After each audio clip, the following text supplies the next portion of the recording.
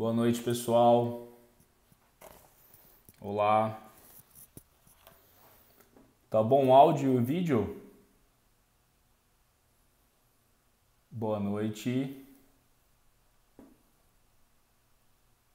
Vocês estão me ouvindo? Ok, obrigado. Já começamos. Vamos esperar o pessoal entrar. Deixa eu só tirar minha cara daqui. Opa. Muito bem. Como é que vocês estão? Tudo certo?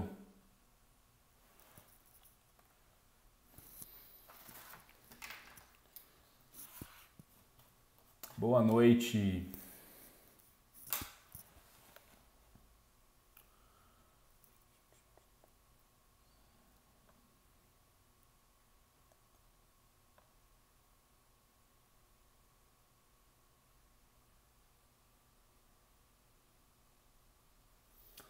Boa noite, galera. Tudo bem? Prontos para mais um Dormicast?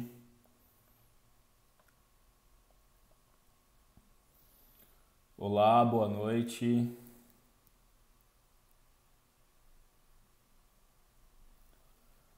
Boa noite. Já começamos. Mais um minutinho a gente começa. Tudo certo com o áudio? Estão me ouvindo?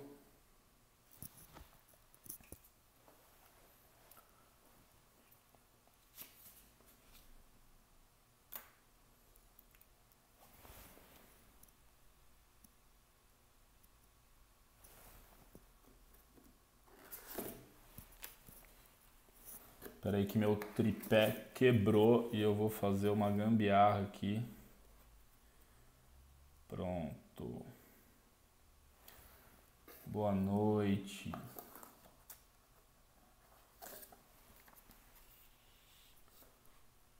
Pronto. Vamos lá, vamos respeitar o horário. Muito boa noite para vocês. Esse é o 10º episódio do Dormicast, a sua live semanal sobre medicina do sono e saúde mental. Meu nome é Caio Bonadil, eu sou psiquiatra e médico do sono e é um prazer, mais uma vez, estar aqui com vocês, construindo conhecimento juntos. Hoje eu vou falar sobre síndrome das pernas inquietas e eu vou pedir para vocês que, se tiverem dúvidas, vocês vão escrevendo. Às vezes eu não fico olhando muitos comentários para eu não me desconcentrar, mas a gente vai selecionando aqui as perguntas e vamos lá, vamos começar.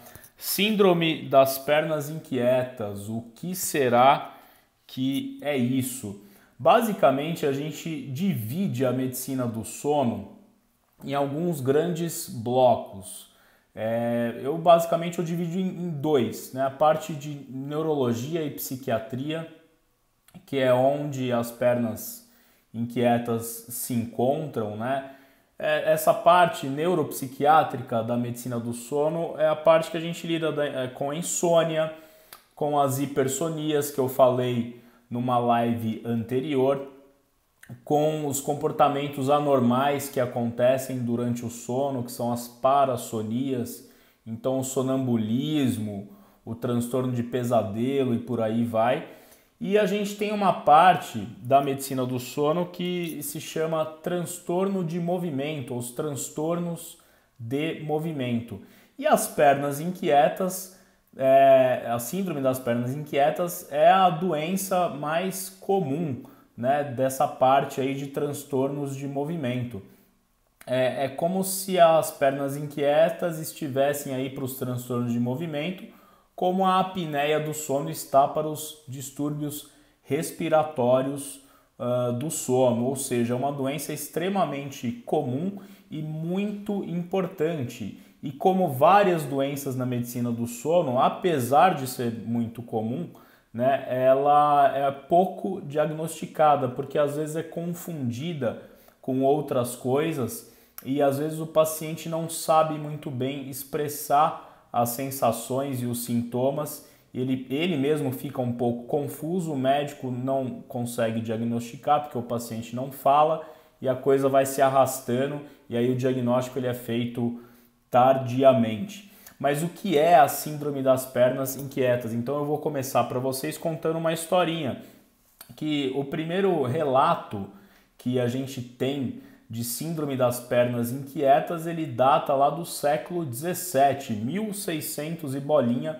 Esse relato ele foi feito na Inglaterra por um médico chamado Thomas Willis e ele relatou uma pessoa que hoje em dia a gente, lendo essa história com muita atenção, essa pessoa ela tinha síndrome das pernas inquietas de uma forma muito severa, porque basicamente o sintoma era a própria perna inquieta. A pessoa mexia a perna de maneira muito evidente, assim, era uma coisa assustadora. Isso você consegue ler no relato do Thomas Willis. Então, o Willis ele evidenciou para a gente aí a parte motora, né, da perna inquieta. É a pessoa que não conseguia de fato parar de mexer, né? Ela ficava tremendo, se assemelhando aí a um ataque de convulsão, uma coisa de epilepsia, né?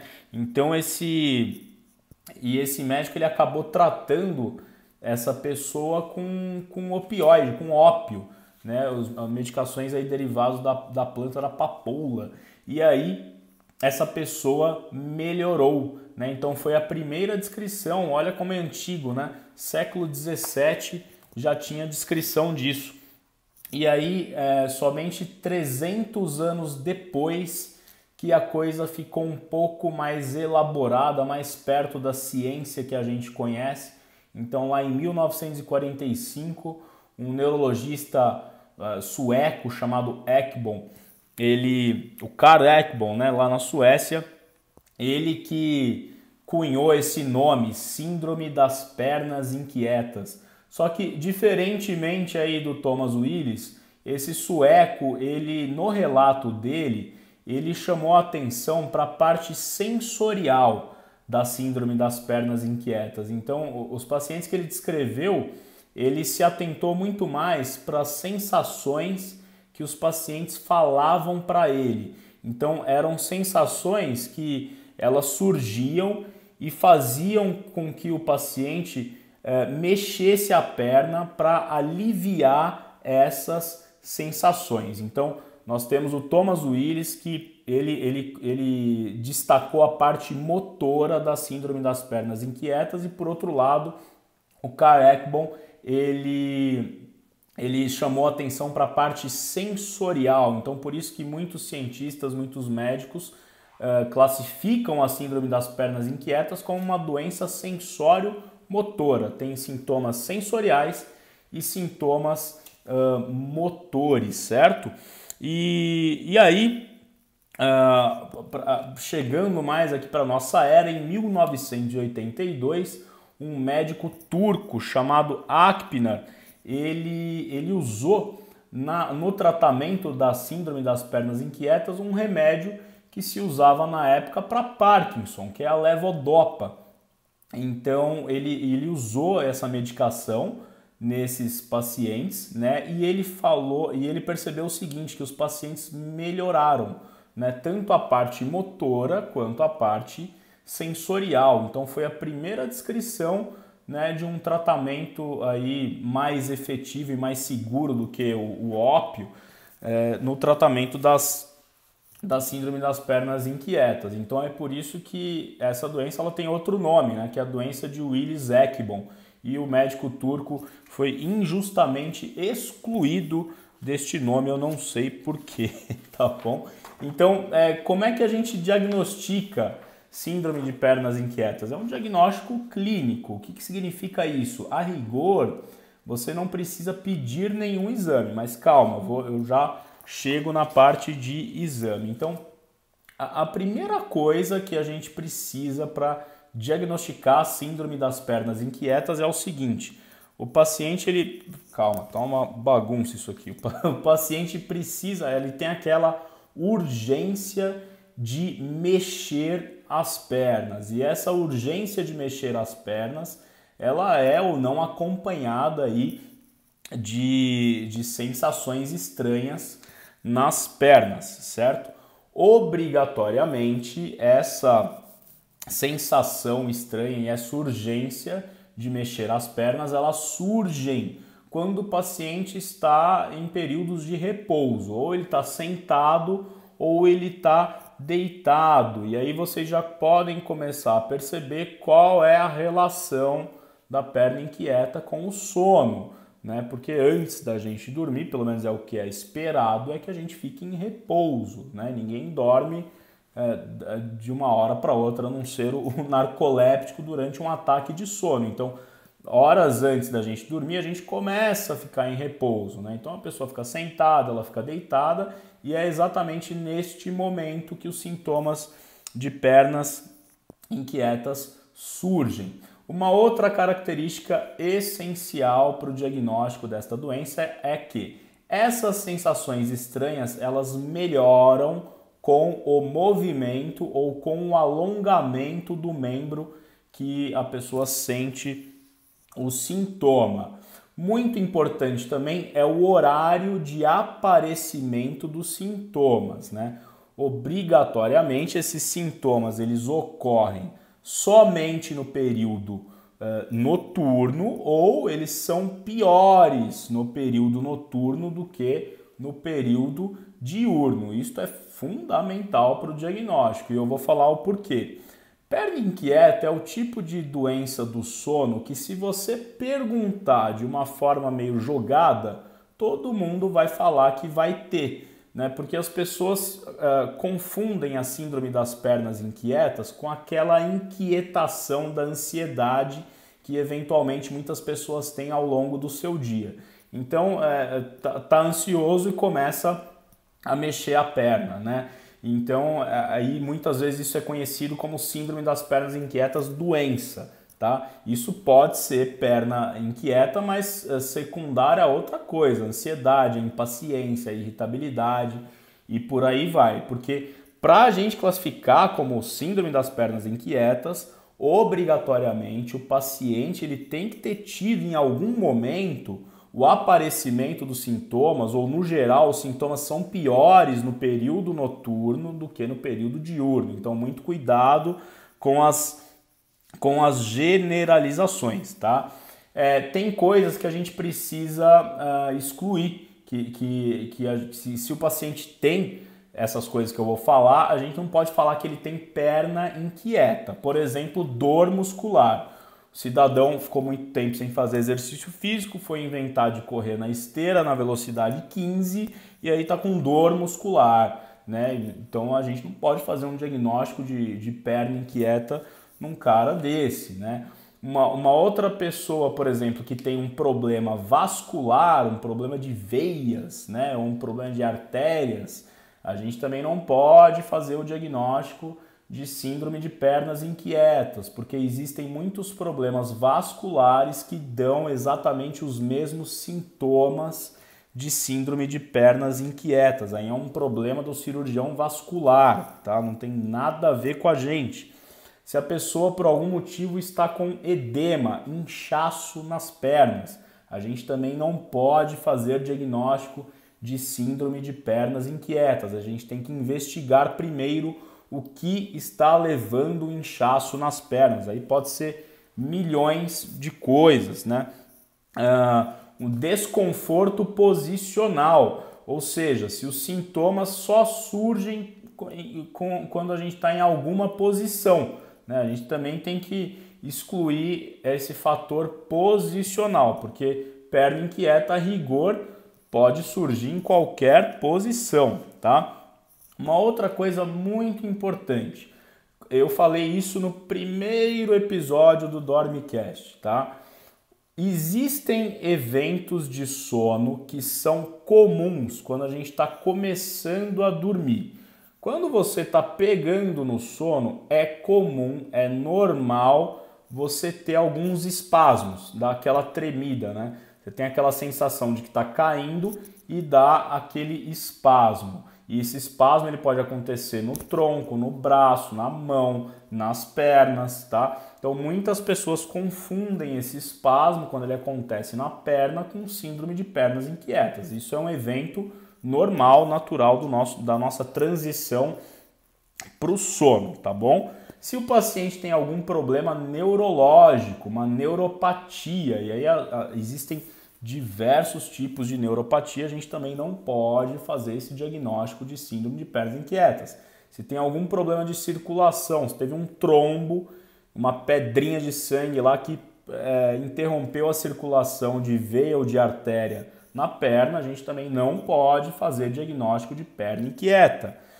É muito importante, se o paciente tem uma inquietação, ele não consegue ficar parado, ele não consegue ficar parado sentado, porque ele está tomando alguma medicação, e aí o médico ele tem que entender exatamente quando que a medicação foi introduzida e se o aparecimento dos sintomas se deu depois da introdução dessa medicação. Muito cuidado, porque isso pode estar relacionado à medicação e não pode ser perna inquieta. Geralmente isso acontece com medicações que a gente usa na psiquiatria. Então, antidepressivos para tratar aí depressão e ansiedade, ou antipsicóticos muito usados aí no tratamento de esquizofrenia, transtorno bipolar e outras psicoses, tá?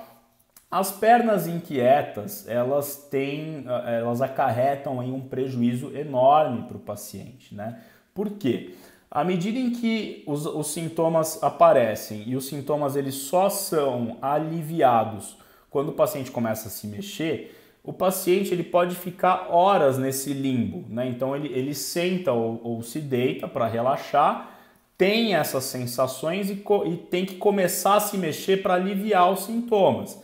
Ou seja, se os sintomas começam a aparecer nos horários próximos do horário habitual de dormir do paciente, o que vai acontecer? O horário de sono dele, em vez de acontecer, vou inventar aqui um horário, às 10 da noite, ele começa a acontecer à meia-noite, à 1 da manhã, e aí a coisa vai piorando. Então, a relação de síndrome de pernas inquietas com medicina do sono é o seguinte: a síndrome das pernas inquietas, elas encurtam o tempo total de sono do paciente e aumentam a latência para o sono, né? É o tempo que a gente demora a partir do momento que a gente se deitou para dormir e efetivamente pegar no sono, tá bom?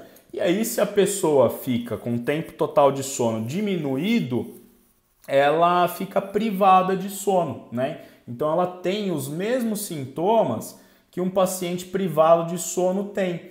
Então dificuldade de memória, cansaço no dia seguinte, problemas de concentração, irritabilidade, não consegue relaxar e não consegue descansar durante o dia. Neste sentido, síndrome das pernas inquietas é muito semelhante com insônia. Aí eu vou explicar o porquê. Bom, o cara dormiu pouco, né, por conta de perna inquieta. Ele fala para você, doutor, fulano, ciclano, eu não dormi, eu tô cansado, mas eu não consigo ter sono durante o dia. É aquele estado de hiperalerta. Apesar de ter dormido pouco, o cara fica ligadão. Ele sente o corpo cansado, mas ele fica ligadão durante o dia. Nesse ponto é muito semelhante com a insônia, tá? Uma outra coisa que eu preciso falar para vocês. Eu falei que as pernas inquietas são sensações esquisitas, né, nas pernas, e aí o cara tem que se mover para melhorar esses sintomas. E existem vários termos que os pacientes podem falar para caracterizar essas sensações esquisitas. Tem até um autor, que agora eu não vou me lembrar o nome, ele descreveu mais de 100 termos que os pacientes falaram para ele. Eu vou falar aqui os principais, que são muitas coisas que eu ouço também na prática de consultório de quem tem perna inquieta. Então eu já ouvi formigamento, repuxamento. Doutor, parece que são formigas que estão andando pela batata da perna ou pela perna. parece que tem bolhas de gás estourando dentro do meu sangue. Aí isso aqui já é uma descrição de livro, isso aqui já é uma descrição americana, né? Tem paciente que fala pernas de Elvis, né? O Elvis Presley, quando ele dançava lá antigamente, ele entortava aí as pernas. Podem ver vídeos aí do Elvis Presley dançando que vocês vão entender. E às vezes pacientes com perna inquieta muito severa, eles fazem aquele movimento mesmo, não é exagero. Já ouvi falar coceira no osso, queimação, dor, parece que tem uma corrente elétrica nas veias e o famoso choquinho. Então todos esses termos eles podem ser utilizados para descrever essas sensações, né? Vocês imaginam o seguinte, se é difícil para o adulto descrever a sensação de perna inquieta, para a criança então é uma coisa super difícil, e criança pode ter sim síndrome das pernas inquietas, e a gente tem que relatar um relato bem fiel, tem que ser com as palavras da criança para você caracterizar como perna inquieta, e obrigatoriamente, assim como o adulto, melhora com o movimento. Na criança é assim também. Existem alguns fatores que podem contribuir, que ajudam muito no diagnóstico. Por exemplo, se o paciente tem alguém na família com síndrome de pernas inquietas. Atendi recentemente uma paciente com perna inquieta que, se eu não me engano, pai, mãe e todos os irmãos têm síndrome de pernas inquietas. Ou seja, tem alguns pacientes que o fator genético é extremamente evidente. Alguns estudos falam que se o paciente tem um parente de primeiro grau com síndrome de pernas inquietas, existe um aumento de 7 vezes, né, na chance desse paciente ter pernas inquietas, tá? Se o paciente ele teve uma boa resposta anterior a medicações que tradicionalmente são usadas para tratar perna inquieta, isso eu vou falar daqui a pouco. Se já teve uma experiência aí de algum médico deu, olha, toma isso aqui, vê se melhora, e melhorou, então é um bom indicativo de que de fato isso possa ser perna inquieta. Tem uma outra coisa que pode ser achado de exame. O que significa isso? O cara pode até ter os sintomas, mas ele não dá muita importância, e aí ele vai fazer um exame do sono, né?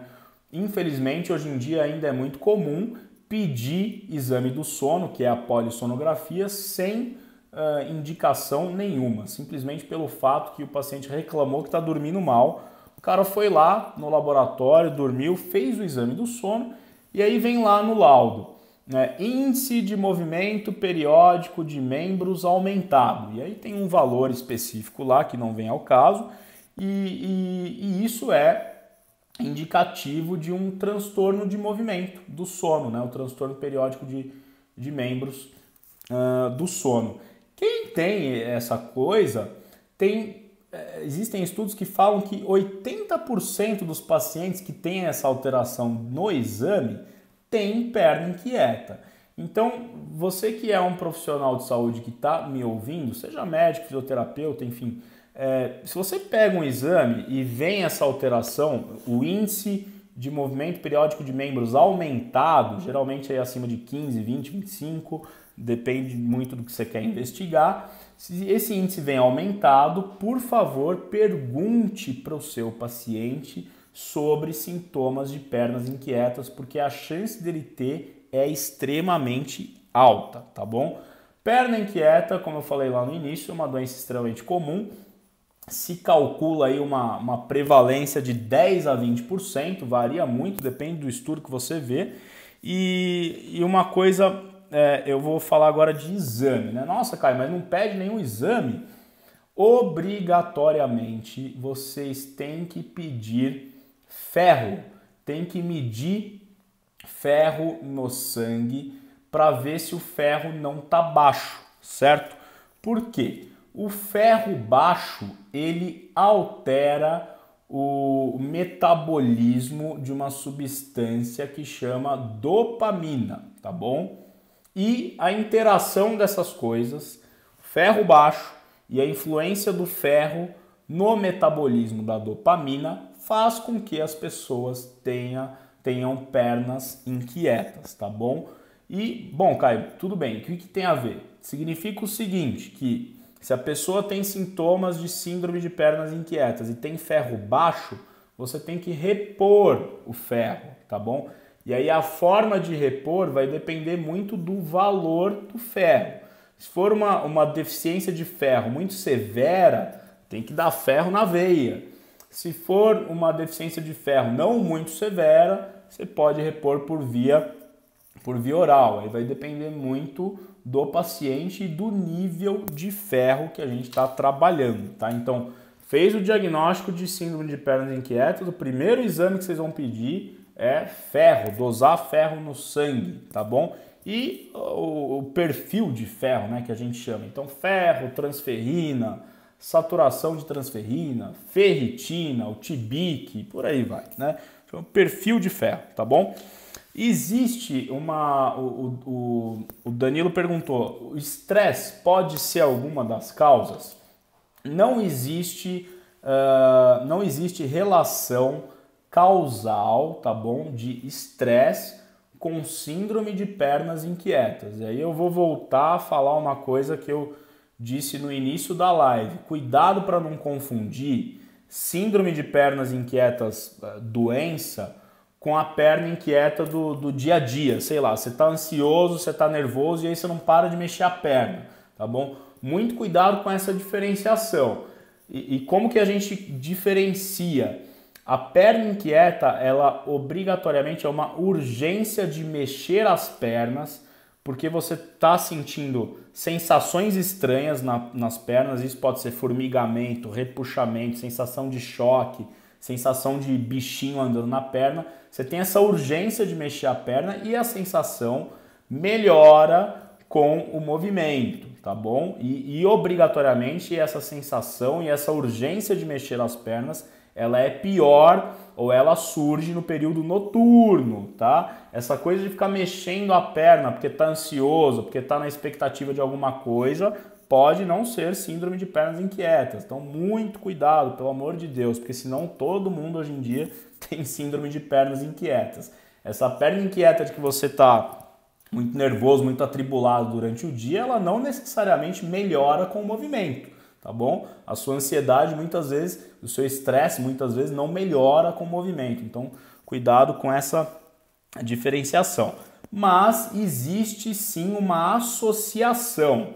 Quem tem síndrome de pernas inquietas, normalmente tem uma associação maior aí com ansiedade, principalmente ansiedade, mas ansiedade, depressão e as pernas inquietas, elas estão relacionadas com doenças cardiovasculares, doenças do coração, hipertensão arterial sistêmica, né, a nossa querida pressão alta, tá bom?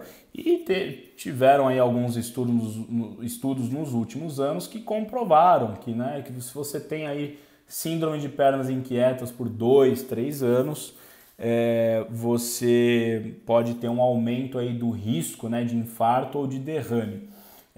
Anelisa, mas perna inquieta tem que ter episódios noturnos? Anelisa, você chegou atrasada, tá bom? Depois eu explico isso para você. Vamos lá. Associação maior. Vamos lá. Bom, vamos falar sobre tratamento. Neste momento a Anelisa está brava comigo, mas é para irritar ela mesmo, tá bom? Para não chegar atrasada na próxima live. Vamos lá. Tratamento. Como é que a gente trata perna inquieta? A primeira coisa... Foi mal, doutor Caio. A primeira coisa é brincadeira, eu vou explicar depois isso para você, que eu já falei, senão eu vou ficar parando toda hora.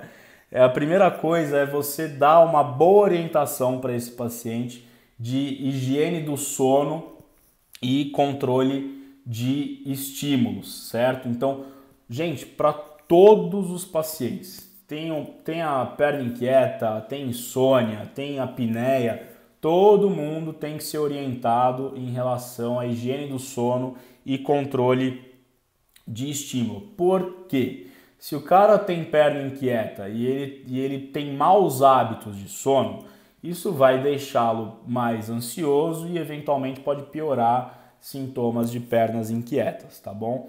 Uma outra coisa, uma orientação comportamental muito interessante e muito eficaz que a gente pode fazer em quem tem perna inquieta é implementar medidas para atraso de fase.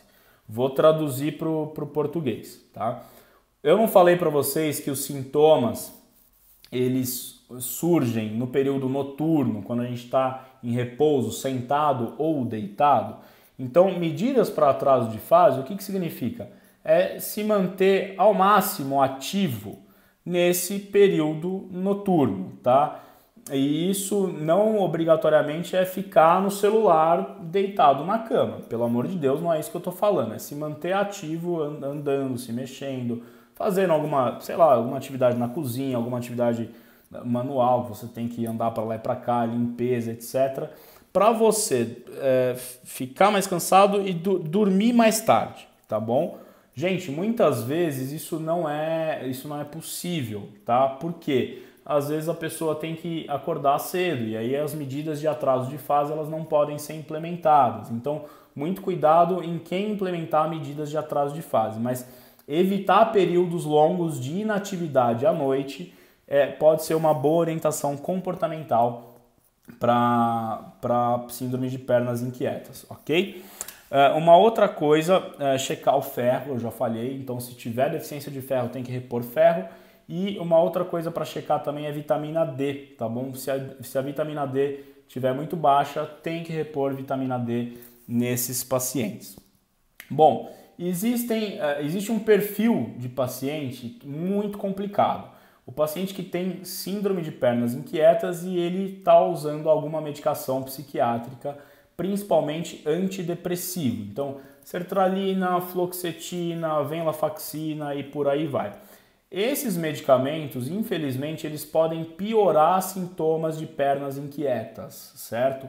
E aí a gente tem que ter uma comunicação muito próxima com o psiquiatra ou com o outro médico que esteja cuidando desse paciente, porque não é para o cara chegar para você, ele fala que tem síndrome de pernas inquietas, você percebeu que ele está usando algum antidepressivo que teoricamente pode piorar sintomas de pernas inquietas, aí você vai lá e tira o antidepressivo. Não é para fazer isso, pelo amor de Deus, porque às vezes o risco desse paciente não tomar o antidepressivo é assim, quase que você pode provocar dano nesse paciente irreparável. E dependendo da dose que o paciente está tomando de antidepressivo, se você tirar de uma vez, aí que piora mesmo a perna inquieta. O cara não vai conseguir ficar parado, certo? Então, por favor, avaliem muito bem para tirar antidepressivo ou para alterar a dose de antidepressivo em paciente com perna inquieta. Nunca façam isso sozinho, certo? Porque esses medicamentos de fato podem piorar a perna inquieta. Uma outra coisa importante, se os sintomas de pernas inquietas eles apareceram somente depois da introdução dessas medicações, isso não é síndrome de pernas inquietas. Isso são sintomas de pernas inquietas que foram acarretados por medicações que causam esses sintomas, tá? Então, agora, se o paciente já preencheu o critério diagnóstico para perna inquieta, mesmo sem estar usando nenhuma medicação psiquiátrica, aí tudo bem, certo? Bom, agora, além de medidas comportamentais, de tomar cuidado com esses pacientes que usam antidepressivos, a gente vai falar de tratamento mesmo de perna inquieta com medicação. Eu falei lá no começo que lá na década de 80, um médico turco, ele foi o primeiro a usar um remédio que chama levodopa, um remédio que a gente usa para Parkinson, para tratar a perna inquieta e funcionou. Então, desde essa época, a primeira opção para tratar a síndrome de pernas inquietas são essas medicações que a gente usa para Parkinson. Vou falar dois nomes aqui, então a levodopa e o pramipexol, comercializado aí como Stabil. Tem outras marcas também, tá? Então, são remédios que atuam lá na dopamina, aquela substância que eu falei para vocês no início, e a tendência é que eles imediatamente, já no primeiro dia de uso, o paciente tem uma melhora significativa dos sintomas, tá? Dosagem, horário, isso foge um pouco aqui da intenção do Dormicast, mas se alguém tiver alguma dúvida, me manda o direct, tá? Mas é a primeira opção, remédios que são usados para Parkinson, então pramipexol e levodopa, certo? Tem um problema, praticamente 100% dos pacientes que usam essas medicações, eles vão ter com o tempo uma piora dos sintomas de pernas inquietas, que é uma coisa que a gente chama de aumentação. Então, o que é aumentação? Aumentação é o paciente que tem perna inquieta, ele está usando essas medicações que são usadas para Parkinson e os sintomas pioram. Caio, de que forma pioram?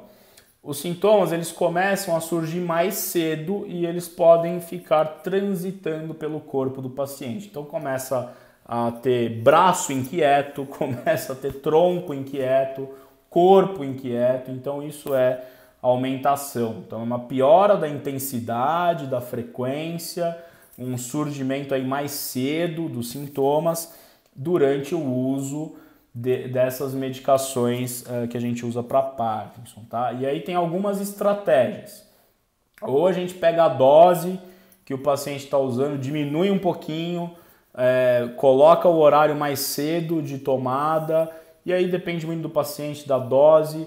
Se você, mesmo assim, diminuindo a dose e fracionando a dose, a coisa não funcionar, aí infelizmente tem que trocar de remédio, ele não pode usar essa medicação. Lá fora, nos Estados Unidos, por exemplo, como já se detectou aí que praticamente todo mundo vai ter aumentação em alguma fase da vida, muitos médicos nem começam, né, com essas medicações, eles já partem para outras escolhas, né? Então a gente tem a gabapentina, a pregabalina, então a gente pode usar essas medicações para tratar pernas inquietas também, tá? A gente pode usar combinação, né? Pode usar combinação de levodopa com pregabalina, com gabapentina e por aí vai, tá bom? Eu acho que o que eu tinha para falar para vocês de perna inquieta era isso. E agora a Anelisa, como ela tá dando muitos likes aqui, eu vou explicar para ela se só tem sintomas noturnos. É bom revisar, né? Então eu não vou ser cruel com você, Anelisa. Sim, obrigatoriamente os sintomas de pernas inquietas eles surgem no repouso e eles são piores no período noturno. Mesmo você tendo sintomas de dia, os sintomas eles obrigatoriamente eles surgem à noite ou eles são piores no período noturno, tá bom? Isso é importante que você perguntou para a gente diferenciar daquela perna inquieta do ansioso, né, que não consegue parar de mexer a perna, que pode acontecer qualquer horário do dia, tá bom? Se alguém tiver mais alguma dúvida, por favor, me pergunte. Se tiver com vergonha de perguntar agora, pode perguntar por direct. Tem uma segunda dúvida, dá para ter apenas uma crise de pernas inquietas? Não. Se você, ao longo da vida, teve apenas uma crise, isso não é síndrome de pernas inquietas. Isso é um fenômeno isolado, tá bom? E lembrar também que pacientes que usam medicações, principalmente no tratamento de depressão ou de ansiedade, essas medicações elas podem causar os sintomas de pernas inquietas, tá? Se tirou a medicação e melhorou, isso não é perna inquieta, só foram sintomas causados pelas medicações, certo? Se alguém tiver mais alguma dúvida, me mande por direct. Lembrando que esta live, o Dormicast, ela vai ficar aí disponível 24 horas, mas todos os episódios do Dormicast, eles estão na íntegra no meu canal no YouTube. É só você ir lá no canal do YouTube, digitar no campo de busca Caio no Sono e se inscrever, que todos os episódios estão lá disponíveis, tá bom? Muito obrigado, boa semana para vocês e até semana que vem, quarta-feira, 9h30, episódio 11 do Dormicast. Espero vocês. Até lá!